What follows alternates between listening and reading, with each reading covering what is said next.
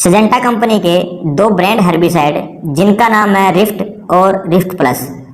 किसानों को अक्सर कन्फ्यूजन रहती है कि दोनों में से कौन सा जो हर्बिसाइड है वो हमारे धान के लिए बढ़िया है, यानी कि कौन सा हर्बिसाइड अधिक मात्रा में जो खरपतवार है उनकी रोकथाम करता है। दोनों तरह के जो हर्बिसाइड है उनका काम करने का जो तरीका है वो काफ़ी अलग है। अगर आप अपनी मिट्टी के हिसाब से सही तरह का जो हर्बिसाइड है अपने खेत में डाल लेते हो तो आपको खरपतवार नियंत्रण करने में किसी भी तरह की जो समस्या है वो देखने को नहीं मिलती। अगर आपने गलत हर्बिसाइड को डाल लिया है तो आपके खेत के अंदर जो खरपतवार है वो उग सकते हैं। तो आज की इस वीडियो में बात करेंगे कि रिफ्ट और रिफ्ट प्लस के अंदर क्या अंतर है, दोनों में से किस हर्बिसाइड को हमें किस मिट्टी के अंदर प्रयोग करना चाहिए।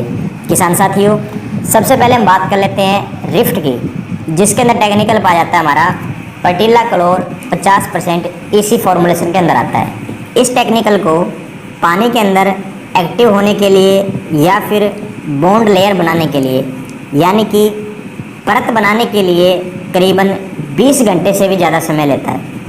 अगर जिस मिट्टी के अंदर जो पानी है वो सोखने में 20 घंटे से ज़्यादा समय लेता है, वो किसान साथी पर्टिला क्लोर 50% इसी का आधा लीटर प्रति एकड़ के हिसाब से मिट्टी में मिला के आपको जो छिड़काव है वो करना है। दूसरा हर्बिसाइड आता है हमारा रिफ्ट प्लस, जिसके अंदर टेक्निकल पाया जाता है पर्टिला क्लोर 37% EW। इस टेक्निकल को एक्टिव होने के लिए या फिर पानी के अंदर बॉन्ड लेयर बनाने के लिए, परत बनाने के लिए 10 घंटे से भी कम समय लेता है। अगर आपके खेत के अंदर 10 घंटे तक भी पानी रुक जाता है या फिर खड़ा रहता है तो ये जो टेक्निकल है, ये जो हर्बिसाइड है वो आपके मिट्टी के लिए सबसे बढ़िया है। करीबन 600 ml प्रति एकड़ के हिसाब से मिट्टी में मिला करके आप इसका जो छिट्टा है वो दे सकते हैं। किसान साथियों, एक बात का ध्यान आप अवश्य रखें, हर्बिसाइड प्रयोग करने के बाद जब तक आपका जो पानी है वो अच्छे तरीके से मिट्टी सोख नहीं लेती तब तक आप खेत के अंदर किसी भी तरह की जो एक्टिविटी है वो ना करें, यानी कि पानी के साथ जो छेड़छाड़ है वो ना करें।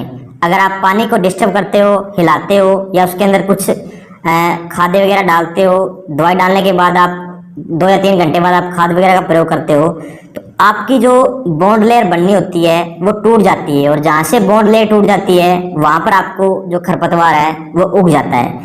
कृपया करके ध्यान रखें, जब भी आपका पानी सूख जाए तुरंत बाद आपको जो नया पानी है वो देना है। ये नहीं है कि आपने एक दिन आपको सोखा लगा देना, नहीं, एक दिन भी सूखने नहीं देना है। जैसे ही वो दवाई वाला जो पानी है वो मिट्टी सोख लेती है उसके तुरंत बाद आप जो नया पानी है वो दे दें। उसके बाद में आपने जो रेगुलर पानी है वो अपने खेत में देना है। बात करेंगे सिजेंटा की रिफिड प्लस के बारे में कि रिफिड प्लस क्या है और रिफिड प्लस कौन कौन से खरपतवार को कंट्रोल करती है और रिफिड प्लस की मात्रा क्या है प्रति एकड़। पहले बात करेंगे रिफिड प्लस क्या है। ये EW की फॉर्म में आती है। EW का मतलब इमल्सन इन वाटर, जो कि लिक्विड फॉर्म में होता है और ये पानी में बहुत तेजी से फैलता है। इसमें एक्टिव इंग्रेडिएंट पर्टिला क्लोर 37% है और ये एक प्री एमर्जेंट सिलेक्टिव हर्बिसाइड है, मतलब ये धान की फसल में निकलने से पहले विभिन्न प्रकार के खरपतवारों को प्रभावी रूप से कंट्रोल करती है। और ये जो हर्बिसाइड आती है ये ग्रीन लेवल में आती है। दोस्तों, इसके बाद हम बात करेंगे रिफिड प्लस कौन कौन से खरपतवारों को कंट्रोल करता है। रिफिड प्लस ये लगभग सभी प्रकार के खरपतवारों को कंट्रोल करता है, जैसे कि सभी छोटी और चौड़ी पत्ती वाले खरपतवार, वार्षिक घास, सेज और व्यापक स्तर के खरपतवार को कंट्रोल करता है।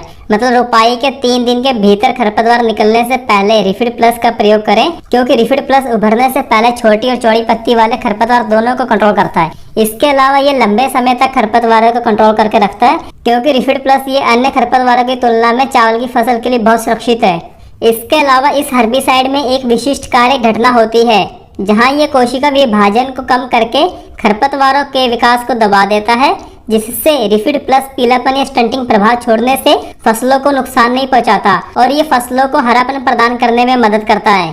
दोस्तों, अब बात करते हैं इसकी मात्रा के बारे में। रिफिड प्लस की मात्रा है 600 ml प्रति एकड़।